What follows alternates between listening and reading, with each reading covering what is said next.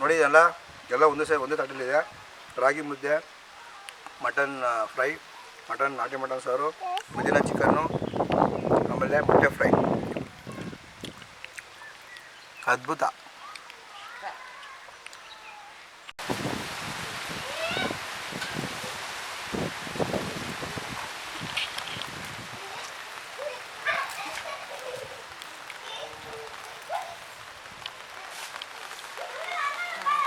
ಸಾಕಬಿಡಿ ಇಷ್ಟು.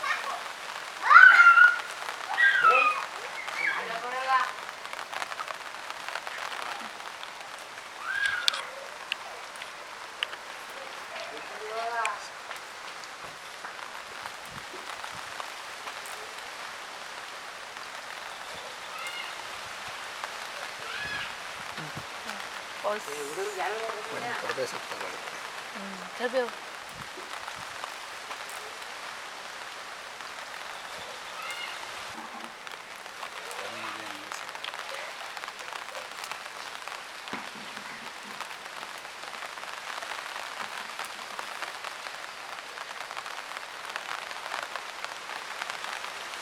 ಪುದೀನ ಚಿಕನ್ಗೆ ಸ್ವಲ್ಪ ಆಯಿಲ್ ಹಾಕೋಬೇಕು.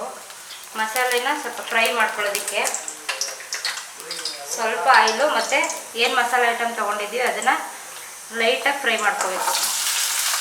ಹಸಿ ವಾಸನೆ ಲೈಟಾಗಿ ಹಸಿ ವಾಸನೆ ಹೋಗೋ ತನಕ ಲೈಟಾಗಿ ಫ್ರೈ ಮಾಡ್ಕೋಬೇಕು.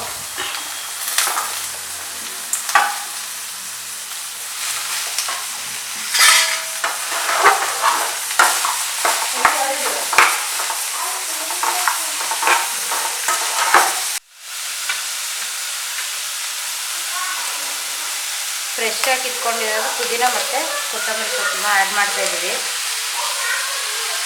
ಇಷ್ಟನ್ನು ಲೈಟಾಗಿ ಫ್ರೈ ಮಾಡ್ಕೋಬೇಕು. ಚಿಕನ್ ಗ್ರೇವಿ ತುಂಬ ಚೆನ್ನಾಗಿ ಬರುತ್ತೆ. ಇಷ್ಟನ್ನು ಲೈಟಾಗಿ ಫ್ರೈ ಮಾಡಿಕೊಂಡು ಪೇಸ್ಟ್ ಮಾಡ್ಕೋಬೇಕು. ಇದನ್ನು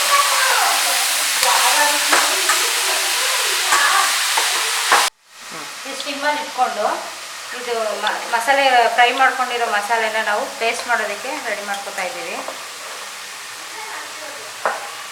ಇಷ್ಟನ್ನು ಸ್ವಲ್ಪ ನೀರು ಹಾಕ್ಕೊಂಡು ಪೇಸ್ಟ್ ಮಾಡ್ಕೊಳ್ಳೋದು ಅಷ್ಟೇ. ಇಷ್ಟನ್ನು ಪೇಸ್ಟ್ ಮಾಡ್ಕೊಳ್ಳೋಣ.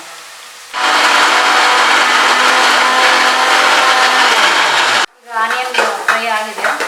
ಇದಕ್ಕೆ 3 ಟೈಮ್ಸ್ ಚಿಕನ್ ವಾಶ್ ಮಾಡಿರೋದನ್ನ, ಇದು 2 kg ಇದೆ, ಇದನ್ನು ಆ್ಯಡ್ ಮಾಡ್ತಾಯಿದ್ದೀವಿ.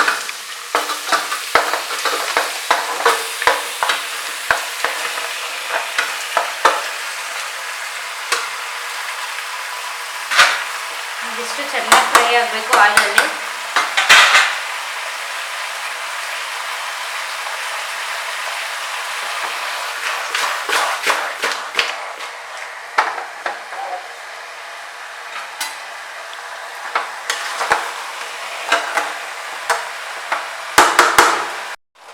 ಚಿಕನ್ ಗ್ರೇವಿಗೆ ಸ್ವಲ್ಪ ಉಪ್ಪು ಹಾಕ್ಕೊಳ್ಳಿ. ಇಷ್ಟು ರುಚಿಗೆ ತಕ್ಕಷ್ಟು ಉಪ್ಪು. ಇದನ್ನು ಇನ್ನೊಂದು ಸ್ವಲ್ಪ ಫ್ರೈ ಆಗಬೇಕು ಚಿಕನ್ ಹಾಕಿದ ಮೇಲೆ.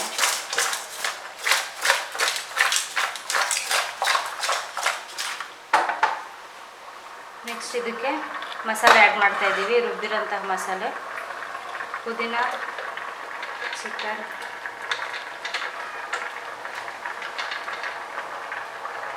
ಇಷ್ಟು ಮಸಾಲೆ ಹಾಕಿ.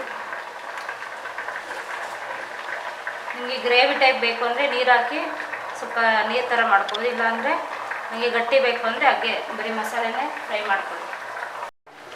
ಸ್ವಲ್ಪ ಅರಿಶಿನ, ಒಂದು ಚಿಟಿಕೆಯಷ್ಟು. ಇಷ್ಟನ್ನು ಈಗ ಮಿಕ್ಸ್ ಮಾಡೋಣ. ಚಿಕನ್ ಈ ಥರ ಆಯಿಲ್ ಬಿಟ್ಕೊಂಡಿರ್ಬೇಕು, ಆವಾಗ ಬೆಂದಿದೆ ಅಂತ. ಇದಕ್ಕೆ ನಾವು ಲಾಸ್ಟು ಕೊತ್ತಂಬರಿ ಸೊಪ್ಪನ್ನ ಸಣ್ಣದಾಗಿ ಹಚ್ಚಿಟ್ಕೊಂಡಿದ್ದೀವಿ, ಇದನ್ನು ಹಾಕ್ತಾಯಿದ್ದೀನಿ. ಆ್ಯಂಡ್ ಹಾಫ್ ಲೆಮನ್ ಇಷ್ಟು ಹಾಕ್ಬೇಕು.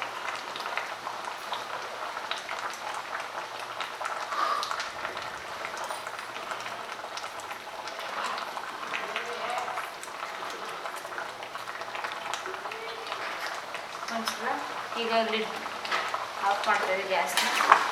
ಲಾಸ್ಟ್ ಒಂದ್ಸಲ ತಿರ್ಕೋಬೇಕು.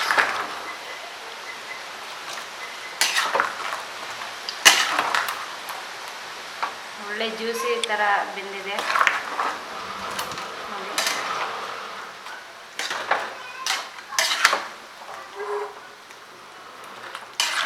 ಮಸಾಲೆ ಎಲ್ಲ ಪರ್ಫೆಕ್ಟಾಗಿ ಇಟ್ಟಿದೆ.